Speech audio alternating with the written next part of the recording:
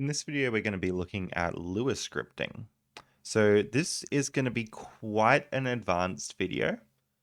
You can skip it if you want. So Lua scripting is not absolutely essential for TASing, but if you're kind of comfortable with programming, I would really recommend using it because it can help you optimize your TASs a lot better and make your life a lot easier. If you absolutely freak out at programming, probably skip this video and move on to the next one where we'll actually start TASing some of the game. Currently, we've got our RAM watch here, and it's got all this useful information about the game, but it's not presented very well. Like our X position there is a really big number that's kind of hard to comprehend. We've got our speed there, which is kind of good. It's okay. Like you could TAS on this, but it wouldn't be great. So I'm going to give you a preview of what we're going to make with our Lua script, and then I'll walk you through how we do it. So this is the Lua script that we're going to write, and it puts our X position and speed and everything really nicely. One issue that we had with our previous watch is when we got to the edge of the screen, our X position stopped going up because Mickey technically isn't moving right on the screen anymore. But you'll notice that in the Lua script that we're going to write, our X position is actually accurate. So as Mickey moves to the right in the level, the X position does move up, even once the screen starts scrolling. So before we're able to write this Lua script here, we're going to need one more thing in our RAM watch, which is the screen's X position. So let's quickly find that. You'll remember that our RAM watch had all this stuff in here, and we're going to look for the screen. So we'll do another RAM search. Now, when the screen isn't moving, it should be equal to what it was. So I'm going to do previous value, and I'm going to go equal to search, search, search, move a bit around. The screen has not moved, so we're going to search again and move a bit around again. The screen has still not moved. Now, if I move the screen to the right, it should be greater than. So I've moved the screen a bit to the right. It should be greater than. We've searched it there. Now I'm going to do another equal to search because it hasn't moved since then. I'm going to move it to the right one more time and I'll do another greater than. Like that. Now we've got a few candidates for this. So let's just try freezing this first value. And we'll try moving to the right. The screen is locked. So it looks like this one is our screen value. I don't know what's going on with this chest, but our screen is definitely locked.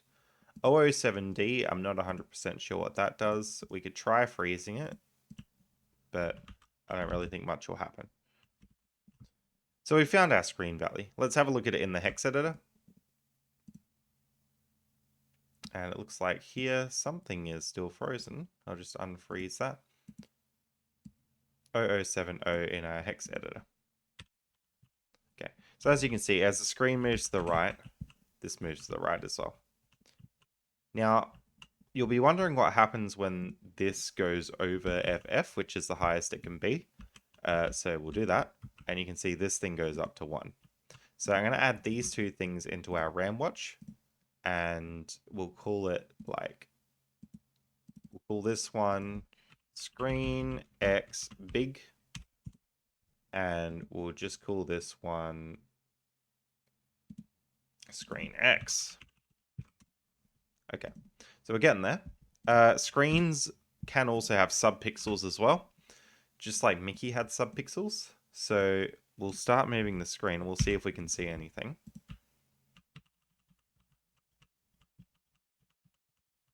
We'll look for this to go up to 1. There's 1. Now this here can't be our subpixel because that's the big screen, but maybe to the left. So 1 to the left would wrap around up to the next line. That could possibly be our subpixel. So we've got 180 there.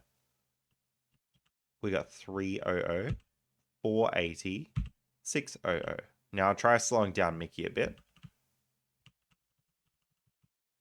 And let's see what happens when we start speeding them up. So I'm at 1A20,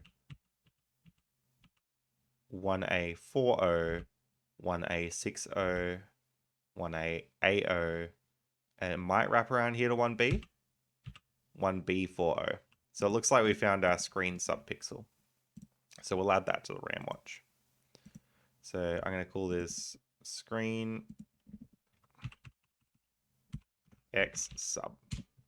Okay, now we've got all of our RAM values, we can start actually writing our Lua script. So to write a Lua script, now this is the bit where we do programming. So I'll reiterate again, if you're not comfortable with programming at all, don't worry about this part. You can go on to actually making the TAS. If you are comfortable, this will make it a lot easier. If you're mediumly comfortable, you can probably just copy paste everything that I've done and it'll work. All right, so to write a Lua script, you can just write a Lua script in Notepad. I'm going to write a super simple Lua script here.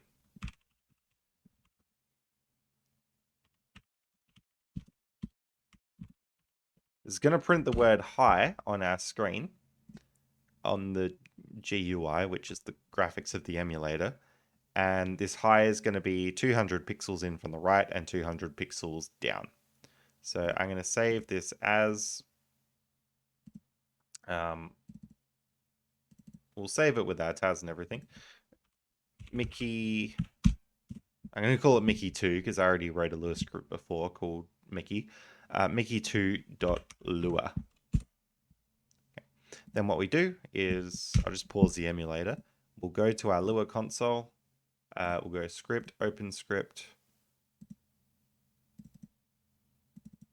Mickey2.lua. And as you can see, it's printed the word hi there, 200 pixels from the right and 200 pixels down.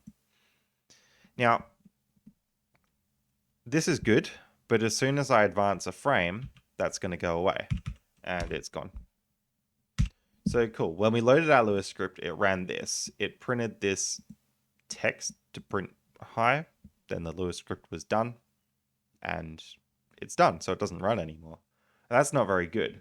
So what we need to do is we need to put this in something called a function. And when I start a function, I need to tell it where it ends. So it ends there. So this function, it does some stuff. It prints the word hi and it ends.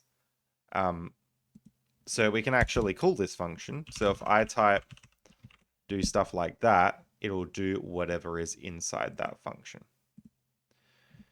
What we have in BitHawk is something called event.onFrameStart, and we can type this function here, do stuff. So every time a frame starts, it's gonna do that function, which is do stuff. So if we save it, I'll just close this Lua console to get rid of the old script, and we'll open it up again. You can go recent scripts, Mickey 2. So that should print hi every frame, because every time the frame starts, it's like, oh, I've got to do this stuff. What's this stuff? I'm going to print hi.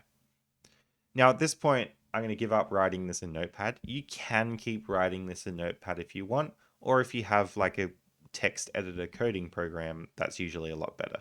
So I'm going to open it in my favorite coding program, which is Brackets.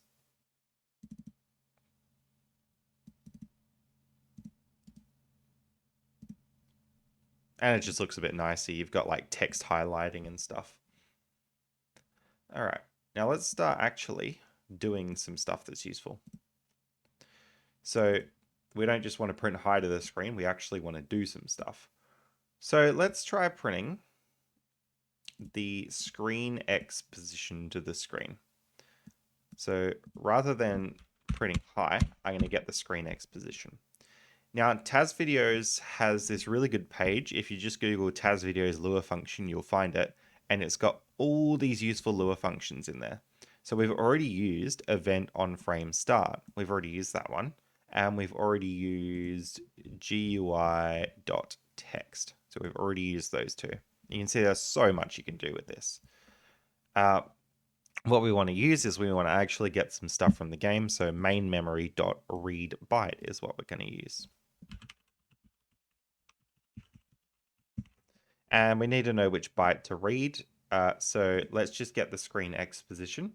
So that's at 0070.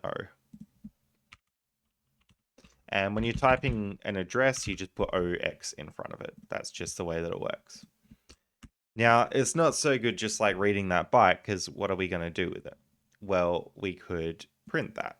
So GUI.text, We'll print whatever's in that address at 0070. So let's save this script. We'll give it a run and we'll see what happens.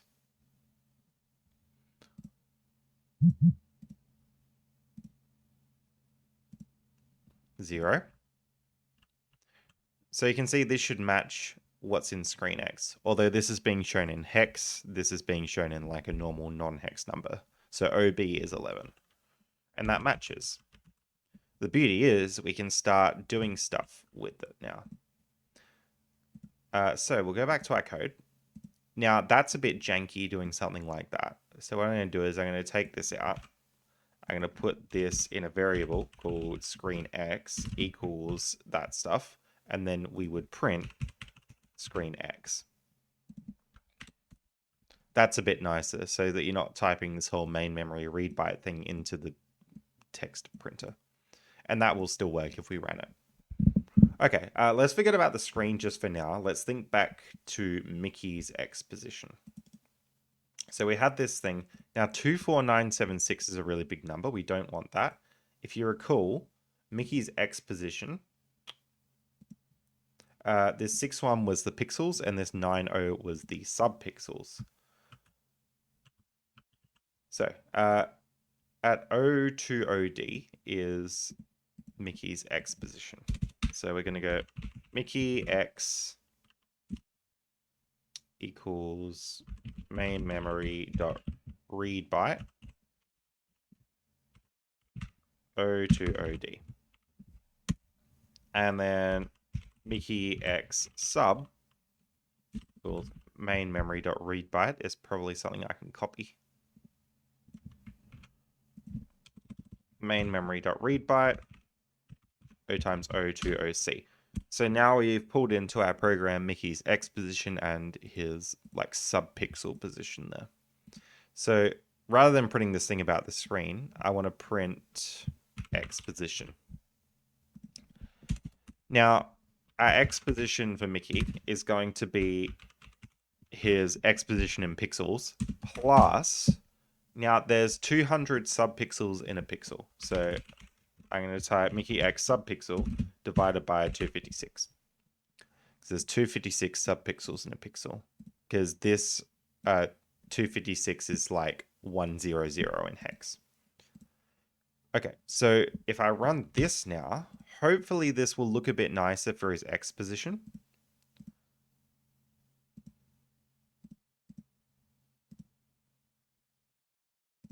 Okay, 100.8125. Now this looks a lot better. This is more realistic. See, he's 34 pixels from the edge of the screen, but it's 34.3-ish pixels. This number is a lot nicer to work with.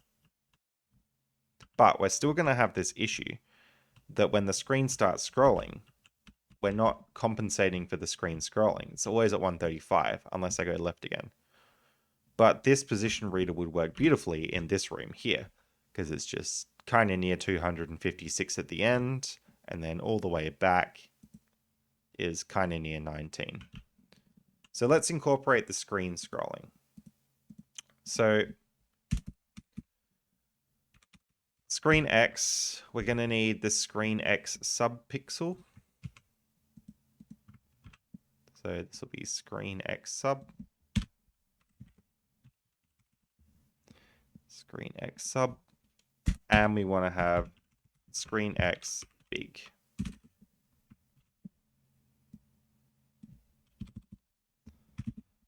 Now let's have a look at where those actually were in the memory. Screen X sub was 006F. And screen X big was 0071. Now we can get something, let's just call it like real screen X equals, and we'll do real Mickey X. Real Mickey X was this stuff here. And we'll do a similar thing for real screen X. So it's screen X plus screen X sub over 256. Now, every time one of these big screen X's happen, remember that was 256 pixels. So I'm going to have screen x big times 256. So for now with the text, I'm just going to print real screen X. And we'll see what that looks like. We've already seen what real Mickey X looks like. We'll see what real screen X looks like.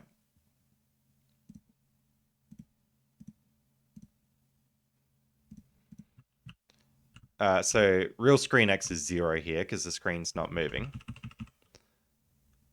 But as I start moving the screen, you can see that it's like 38 pixels from the left edge of the level. So this is what the screen's doing. If Mickey moves around, this number doesn't change. It's only when the screen moves. So let's keep looking at this number and make sure that it loops over properly once we get to 256. It does. So we'll go right on the edge of that. Loops over properly from 256, which is a lot easier to read than trying to read these three values here. Much easier to read. Okay, last step will be, if we want Mickey's position from the left side of the level, we get how far is the screen from the left side of the level, and then we add on how far is Mickey from the left side of the screen. So I'm going to have my X position, like the final big X position is going to be real screen X plus real Mickey X. And we'll print that. All right, we'll try running this again and see what it looks like. 435, and it's still going good. So to go all the way back down here, and then Mickey will be on the left side of the screen there. When the screen starts scrolling, it still works. So this is the position display that we're really interested in, because this number is how far is Mickey from the very left edge of the level. Very important. We'll give it a label. Let me just make sure I've done that right. Screen X big, screen X screen sub, Mickey X sub. Good.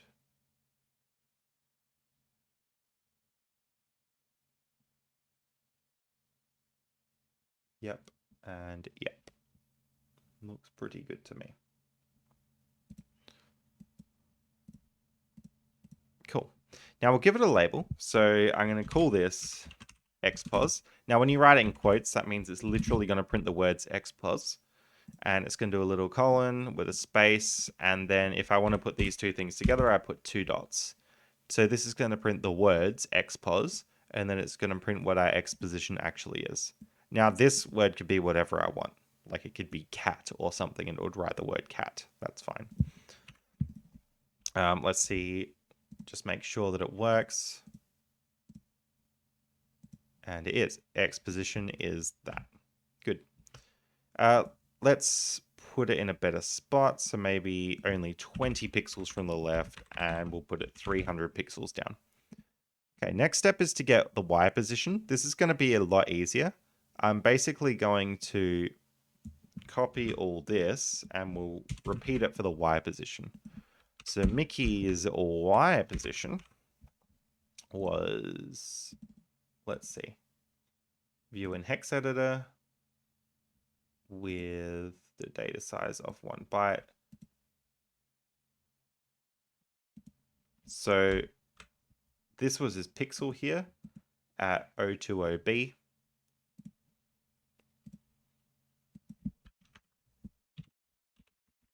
And his subpixel was at 020A for his Y position.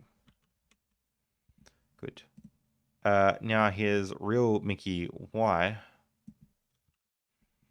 is Mickey's Y plus Mickey's Y subpixel over 256. And his Y position is, well, we don't really need to worry about the screen anymore. It's just his Y position. Now, if you know much about coding, you'll notice that this is pretty redundant because we've got this Y pos, which is always just the same as real Mickey Y. So why don't we just take that and forget about this real Mickey Y thing. Because we don't need to worry about the screen anymore. All right, we got some good things happening here. So we've got the X position and the Y position. Let me just fix this drawer. Let's draw it down at 380. This is going to be our Y pos, and we have to print our Y pos. We'll see if this works.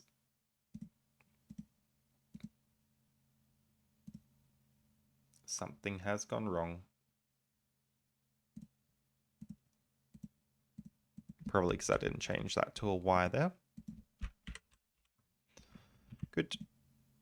Now let's see if this works. Lovely. So our Y pos is 128. We jump, it goes up and goes down. If I fall off the bottom of the level, it should go a lot higher than 128. It even wraps around. Excellent. All right. So we've got X and Y position. Let's think about what else we could add. We could probably add the speeds. So speed is going to be pretty easy to add. So remember we were reading speed as a signed 2-byte thing at 0210. I'll just make a note of that here. Maybe under XPOS 0210. Now BizHawk has a good function for reading a signed 16 bits, which is 2-byte little endian. So we're going to use this. Signed, and it's 2 bytes. Main memory dot read S. How exactly did they have it? S16 and LE. If LE doesn't work, try BE. It's like little endian or big endian. It's going to be one of those two. So X speed equals that. And let's also print X speed. Oh, sorry, my mistake. GUI.text 20. Now we'll print it a bit below this one, 320. X speed. X speed. Okay. We'll see what this looks like, but I can already tell you we're going to be running into a problem here.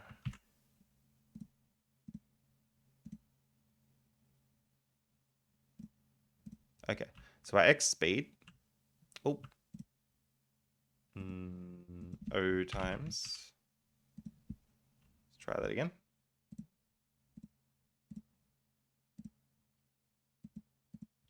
There we go. Now notice that our X speed is still in this really big unit, so 384 subpixels. To get this to be the proper unit, we need to divide it by 256. So we'll take this and we'll divide it by 256. That should fix it and make it a lot nicer. Oh, did not mean to open TAS Studio.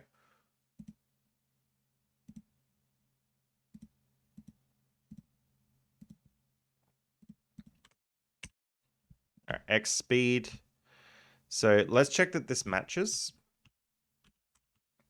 So we can see, okay, if I start walking, the speed is going to be 0.125. So next frame, I should get 0.125 on top of this. So I should get 39.325. Or I can't do maths. 39.4375. That's what I meant. And then it should add another 0.125 on top of there. Like that. 0.25 on top of there. So that should be 0.8 something. Yeah, good. And so on and so forth. So this should be, I think, 41? No. I should stop trying to guess these. 41.3125. Yeah, good. So that works. So our speed and our X positions are in the right units. Next, we'll get Y speed. This is going to be super easy.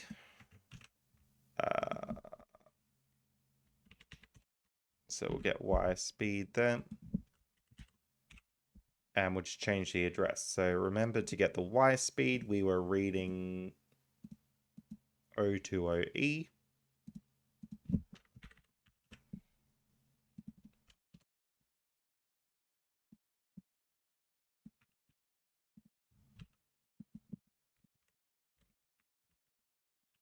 We'll do it 20 pixels lower than the Y position.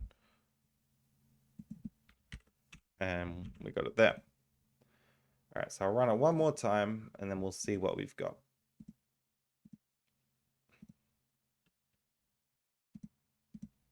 Awesome. So when I jump, Y speed is going to be negative because I'm going up, and it's going to be positive when I'm going down.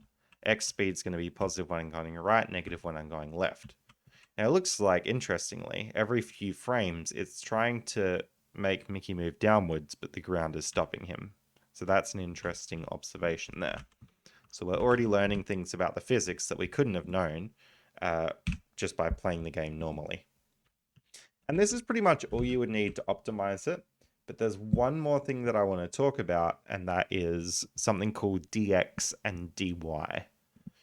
So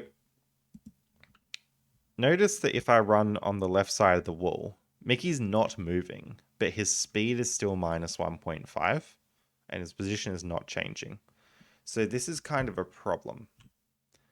I'll show you first an example of what dx and dy looks like and how you use it, and then we'll code one up for ourselves. So I'm going to open a game called Sonic the Hedgehog, and this is supported by something called ScriptHawk. ScriptHawk is, in simple terms, a very fancy Lua script coded up by a guy called Isotaj, and like you can see how much more information there is on there. So if your game is supported by ScriptHawk, consider yourself very lucky because you've got lots of good features. One feature of which is that I can just like literally warp to any level that I want, which is good. Anyway, that's besides the point. ScriptHawk has something which is like dx and dy. So you'll see I've got x velocity or x speed, and I've got y velocity or y speed. Oh.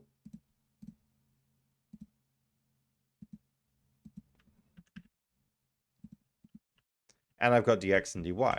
And more often than not, dx and dy, like dx is the same as x velocity, 1.75, 1.75, 1.813, 1.813. So they're pretty much the same. But most importantly, you'll notice that when I'm running against, maybe not when I'm running against here, but when I run onto a conveyor belt, that's when it changes. So I'm going to run and jump onto this conveyor belt.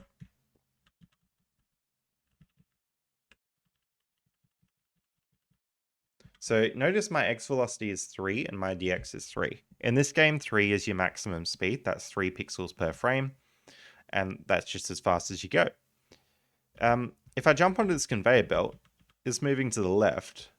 When you're TASing, you'll just be watching x velocity and it'll look normal. So I'll be walking on this conveyor belt. You'd be like, I'm still moving at 3. That's all right. I'm still going at full speed. Cool, cool, cool. I'm just going to let Sonic run on this. But if you look at his dx, it's actually 1.5. So even though it thinks that Sonic is going at a speed of 3, he's actually going at a much slower speed of 1.5.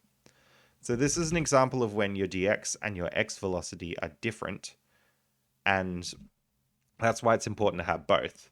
You'll notice, because this conveyor belt's moving left, it slows Sonic down. If I go down onto this one down here that's moving right, x velocity is still 3, but your dx is 5, so Sonic's moving a lot quicker.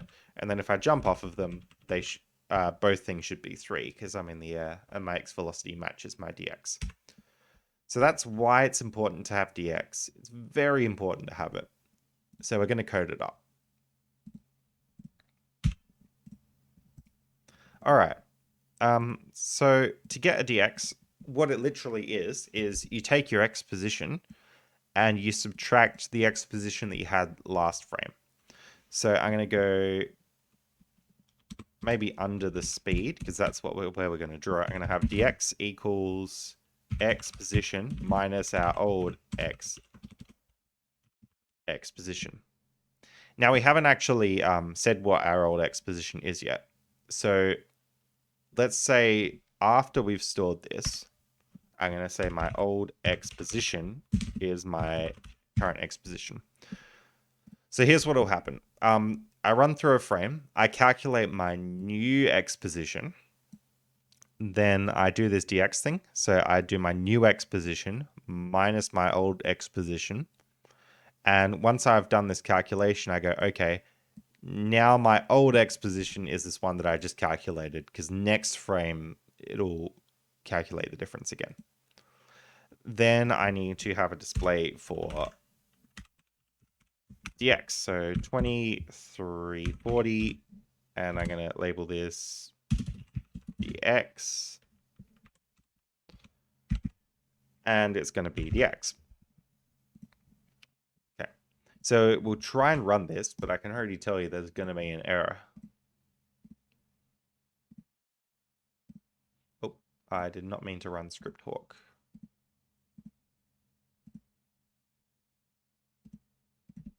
And it's not happy.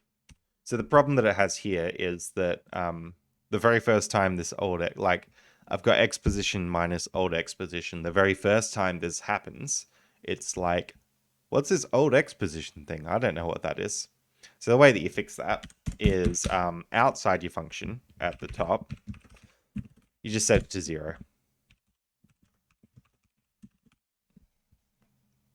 And so it sets it to 0 when you open the Lua script. And then once it actually starts chugging through this every frame, it's going to be what it should be. All right. While we're here, we'll add it to y. So Mickey's dy, y pos minus old y pos, old y pos equals y pos. We'll print dy.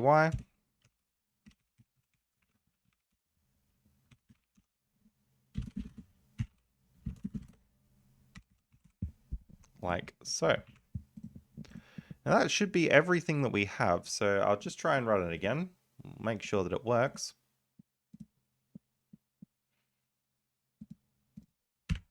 Looks good. Obviously everything's 0 because we're not in the game yet. Now our x speed and our dx match, but you'll notice when I run against this wall, our x speed is minus 1.5 because we're trying to move left, but our dx is 0 because we're not actually moving left. Similarly for this, on this frame when Mickey tries to fall through the ground, hopefully it happens soon. There we go.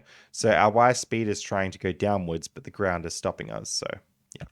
Now I believe that this is going to be a frame behind. So when x speed is 0.125, on the next frame, dx will be 0.125.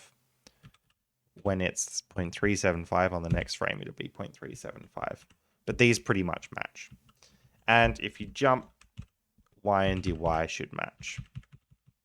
So the only reason they don't match exactly is just because they're a frame behind. So next frame dy will be 1.640625, like that. Cool. So that's our Lua script. If you want, you can keep the RAM watch open at this point. For the sake of the tutorial, I am going to keep the watch on screen like that. But that's only for people who haven't written the Lua script. From now on, we're going to be looking at these 6 values, and that's how we're going to be optimizing our TAS. So apologies that this was such a long segment, but it's really important that we get this Lua scripting right because it helps us make sure we're actually doing things optimally. Okay, thanks for watching, and I'll see you in the next part.